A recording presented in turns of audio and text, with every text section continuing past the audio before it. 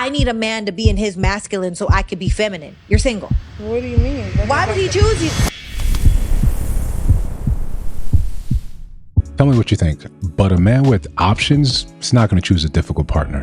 Describe it. Let's talk about it. Let's keep it 1,000, okay? We have a man that is fairly successful. Let's say he makes pretty decent money in this day and age. He's above average of what this day and age is. He is handsome enough. Let's say he's 5'10". Let's say he, I don't know, whatever else. He's got character. He's got values. He's got morals. He's handsome enough. He's got charisma. He's got options. Do we agree? So now he's got all these options, and he'll have a bunch of different types of options. Options of women that are actually really nurturing and kind, women that feel entitled to him, women that feel like they can't wait to add value to him, women that want to build with him and take him higher. Why would he choose the woman that feels like I'm doing you a favor by you choosing me? It sounds crazy. Nuts, especially when I gotta go out there and deal with the real world. Right. Why would he choose a woman that's like, oh, I'm hard to deal with? I need a man to be in his masculine so I could be feminine. You're single. What do you mean? Why would he choose you? I think we're all, pretty certain we know the answer. Like, a man wouldn't choose that. He wouldn't choose someone that is going to be a daily struggle where I have to handle you. And by handle you, let's understand what we mean by this.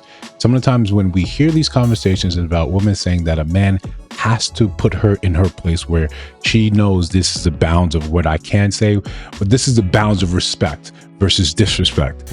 Men don't want to choose that. Men don't want to fight you in order just to have a modicum of respect in their own house. After going out there, making a difference, it's difficult for you that actually were the first generation that became something. You inherit your values, some of you inherit money, but a lot of us had to become the first millionaires in our family. Why would I now turn around and say, hey, I want to continue struggle. I want the entirety of my life to be struggle. This is why you see so many videos about men coming back home, or you hear about men coming back home and sitting in their car. That's not them sitting in their car so they can relax. That's them putting back the armor on so they go back in the house where it's overly aggressive, where it's still a fight, where you still have to compete with her. And it puts the onus of responsibility on you to manage another person's emotion. I guarantee you, you are not good enough to do that. You're not good enough to be yourself and then be someone else's self. It's not your responsibility. What is your responsibility is to choose someone that's actually properly aligned with you, that understands she is responsible for her emotions. You're responsible for your emotions. You both are responsible for maintaining that level of respect for one another.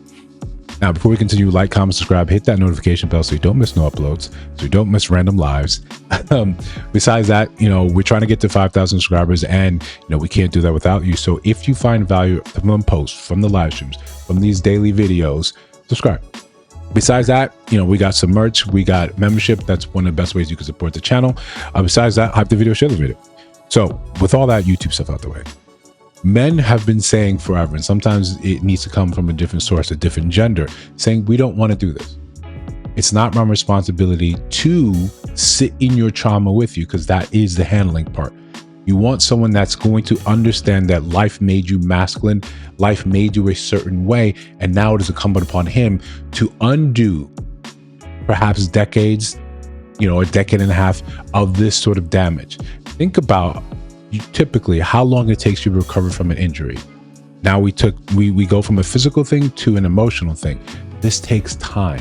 This takes effort, concerted effort for a trained, right? For a trained therapist, a trained psychologist. For us lay people, how am I supposed to simply love you through it, or sit here and be, oh, because I'm masculine, now I can drop my masculinity? A lot of these things, like most things, after you've sat in that for such a long time, it is intrinsic to your character. It's not incumbent upon me to fix that. I don't know how to fix that. Only know how to be me. But while I'm being me, you're upset because, well, you're not sure. You're not sure because this is unfamiliar territory. And when things are unfamiliar, we kind of turtle up. We kind of become defensive. You're looking for things to be wrong because you're afraid of being hurt. You want to prevent you from being hurt. So what do? You preemptively hurt. You preemptively lash out. When we talk about people getting out their own way, this is sometimes what we mean. You're unused to someone talking to you that's healed. You're unused to someone talking to you without yelling and screaming at you. So when you don't receive that, there is a gap, there's a vacuum there. You're unsure of what to do. When you're unsure, what do? You lash out. You're confused. So you interpret small things to be bigger things. You interpret big things to be bigger things. But essentially, you're just not primed and ready to be that version that he may be looking for. And of course, this goes vice versa. I don't want to make this seem like it's simply just one way or another. But for this video, for what she's saying, yeah, men don't want to go out there and have to fight you and have to wrestle you down emotionally so you can have a happy sort of house, a happy sort of marriage. It's not really what happens. And especially now, when we focus on men that have the optionality, if you can choose, right? And let's be real, right? If you can choose between the 40-year-old version of yourself or the 28, the 30-year-old, without the drama, without the headaches, without the hurt, which would you choose? You can keep your experience, right? But you just the negativity, that's gone. Why would a man choose the 40-year-old versus the younger version of you? The one that's more aspirational, the one that's more hopeful, the one that hasn't had life beat them down and become hard in response. We never want to say that I don't understand why you took on masculine qualities. Sometimes this is simply what you inherited from your mother. This is simply what you inherited from what the society around you or even media told you this is how you're supposed to be. Especially if you share the skin color, you're supposed to be this way. When you're trained, when you're indoctrinated, when you're taught that you don't need a man, depending on which side of the aisle you want to talk about, white women to black women, you want to hear you don't need a man for niggas ain't shit. It doesn't matter. That has become wormed into the psyche. This is part of your identity. Being misandrous or hating men has become who you are. Now you realize as you get older, over time, maybe, yeah, you on one hand want to hate men, but two, kind of want one. So you find one. You find one that fits, that's walked through this gauntlet that you say, hey, he's actually one of the better ones. You don't know how to be with him. The expectation is for him to do what? The heavy lifting in order to make you realize you can let down that sort of anger and that sort of struggle. We've said it so many times on other videos.